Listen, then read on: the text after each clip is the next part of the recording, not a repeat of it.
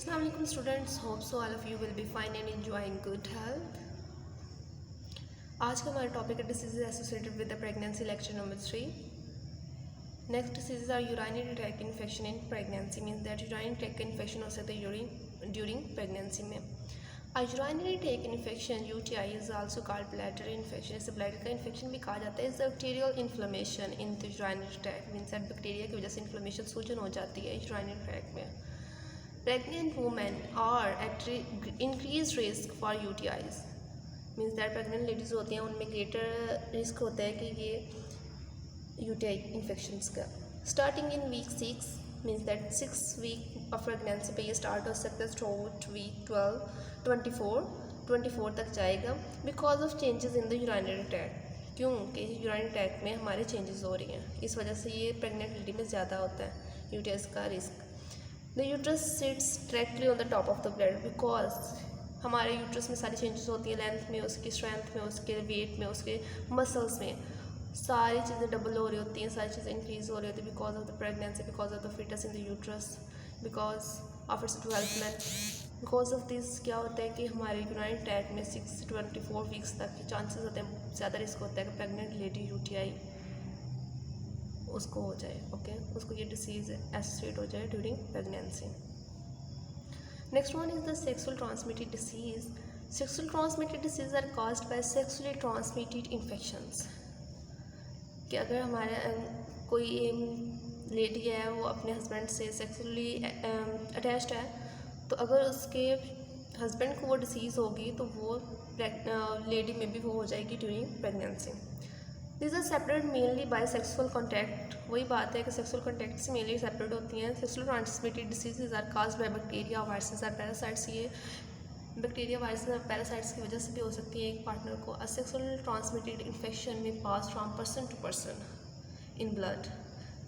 कहते हैं पर्सन से पर्सन तक जाती रहती हैं, क्योंकि ये सेक्सुअल ट्रांसमिटेड डिसीज है. सेक्सुअल एक्ट जिस बंदे से होगा, अगर उससे होगी तो फिर दूसरे बंदे को भी हो जाएगी.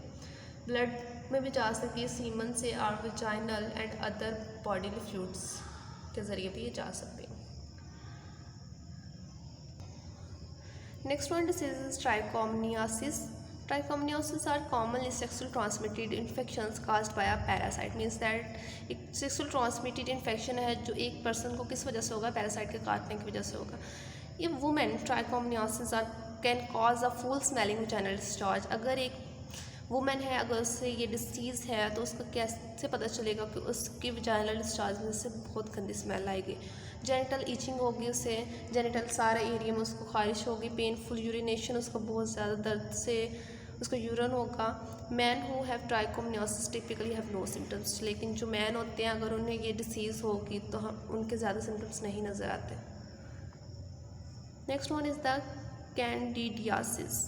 Candidiasis is a fungal infection and caused by a yeast called Candida. ये yeast की वजह से होता है, जिसे फंगस कहा जाता है, और उसका नाम क्या है, Candida. Some species of Candida can cause infection in people. The most common is Candida albicans. मतलब बहुत ज़्यादा स्पीशीज़ होती हैं लेकिन जिसकी वजह से ये पीपल्स में काज होता है, लेकिन most common is the candida albicans. Candida normally lives on skin and inside the body, means that ऊपर स्किन के होती हैं या इनसाइड द बॉडी होती हैं, such as mouth, throat, gut and vagina without causing problem. ये हमारे मुंह में हो सकती है, गले में हो सकती हैं, गट में हो सकती हैं और वजाइना में, लेकिन कोई भी प्रॉब्लम किए बगैर. Candida can cause infection if it grows out of control. ये कब प्रॉब्लम करता है, अगर ये आउट ऑफ कंट्रोल लेवल तक ग्रो कर जाए. And if enters deep into the body, अगर ये बॉडी में डीप चला जाए. For example it can cause infection in the blood stream. कहते हैं मिसाल के तौर पर ये इन्फेक्शन कर सकता है ब्लड स्ट्रीम में, मीन्स दैट ब्लड में और इंटरनल ऑर्गन्स में, लाइक किडनी में, हार्ट में एंड ब्रेन.